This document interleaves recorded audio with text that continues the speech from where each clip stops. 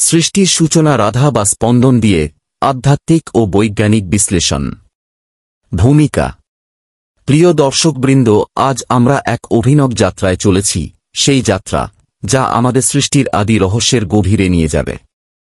আজকের বিষয়, রাধা বা স্পন্দন দিয়ে সৃষ্টির শুরু, এককোষী প্রাণের উদ্ভব, বিবর্তনের ধারা, জড় ও চেতন বস্তুজগতের প্রকাশ। রাধা, যাকে আমরা আধ্যাত্মিক চেতনা বা পরমাশক্তি বলে জানি, তিনি শুধু এক লীলার নাম নয়, তিনি হলেন সেই চিরন্তন স্পন্দন যার দ্বারা সৃষ্টি জগৎ প্রকাশিত হয়। আর বৈজ্ঞানিক ভাষায় আমরা তাকে বলব প্রাথমিক স্পন্দন বা কসমিক ভাইব্রেশন। আজকের পর্বে আমরা এই চেতন শক্তি ও বিজ্ঞান কিভাবে একই সত্যকে দুই ভাষায় বর্ণনা করে তা জানব। চলুন শুরু করি।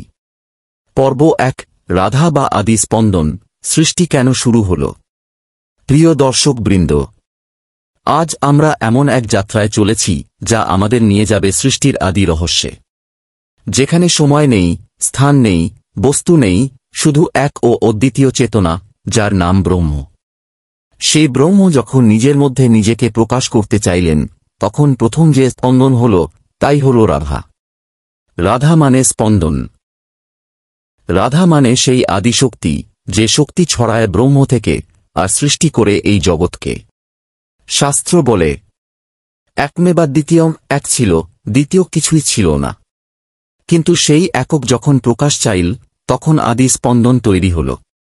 বৈজ্ঞানিক ভাষায় বললে, সৃষ্টির শুরুতে এক সিঙ্গুলারিটি, যেখানে সব শক্তি ও পদার্থ গুটিয়েছিল। তারপর হল বিগ ব্যাং। আর সেই বিগ ব্যাং মানেই আদি স্পন্দনের প্রথম ধ্বনি। এই স্পন্দন ছড়ালো তরঙ্গরূপে।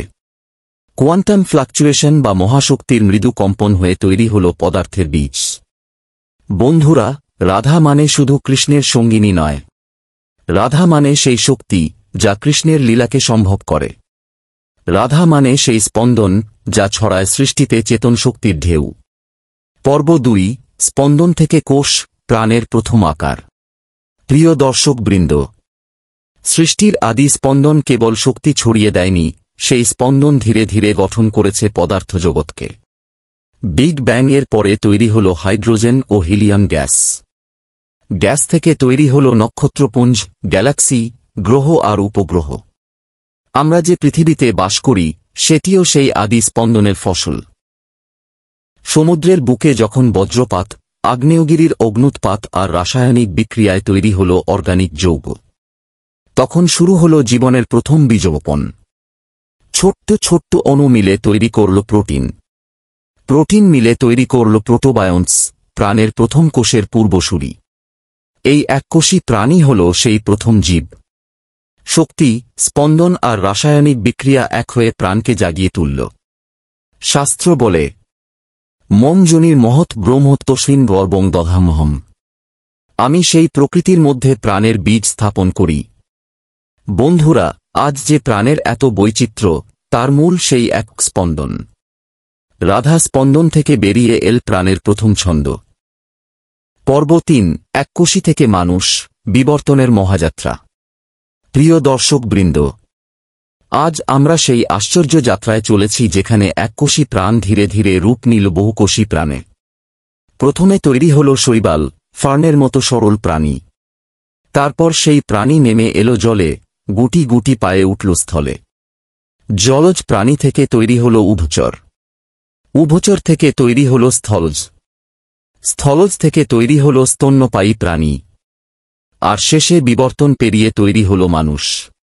বিজ্ঞান বলে, এই বিবর্তন ঘটে জিনের পরিবর্তন, নিউরনের বিকাশ আর অভিযোজনের মাধ্যমে। চার্লস ডারউইনের বিবর্তন তত্ত্ব আজও আমাদের এই গল্প শোনায়। শাস্ত্র বলে, প্রাণের বিবর্তন মানে চেতনার জাগরণ। প্রাণেন হি সর্বং বস্তে, প্রাণেই সব বস্তুর আশ্রয়। প্রিয় বন্ধুরা, আমরা শুধু জড় বস্তু নই, আমরা সেই আদি স্পন্দনের চেতনধারা। রাধা স্পন্দন আজও আমাদের হৃদয়ে বাজছে। পর্ব 4, পদার্থ জগত ও চেতনার লীলা। প্রিয় দর্শকবৃন্দ, আজ আমরা জানব কিভাবে সেই আদি স্পন্দন তৈরি করল জড় পদার্থ, গঠন করল এই বিশাল পদার্থ জগৎ। পরমাণু তৈরি হল। পরমাণু মিলে তৈরি হল অণু। অণু মিলে তৈরি হল কঠিন, তরল, বায়বীয় পদার্থ। তৈরি হল পাহাড়, নদী, সমুদ্র, গ্রহ আর নক্ষত্র। বিজ্ঞান বলে শক্তি রূপান্তরিত হয় পদার্থে। আইনস্টাইনের সূত্র সেই সত্য জানান দেয়। শাস্ত্র বলে জড় বস্তু মানে চেতনহীন পদার্থ, কিন্তু সেই জড় পদার্থ রাধা স্পন্দনের শক্তিতে চলে। আজও সেই আদি স্পন্দন আমাদের হৃদয়ে, আমাদের আশেপাশে, আমাদের আকাশে বাতাসে, মহাকাশে নেচে চলেছে। আজও রাধা শক্তি স্পন্দিত করছে বিশ্বজগৎকে। বন্ধুরা, সেই স্পন্দনের ছন্দে আমরা সবাই একই চেতনার প্রকাশ। উপসংহার: রাধা স্পন্দনের চিরন্তন লীলা। এই বিশ্বজগতের প্রতিটি কণা আজও সেই স্পন্দনের ছন্দে নৃত্য করছে।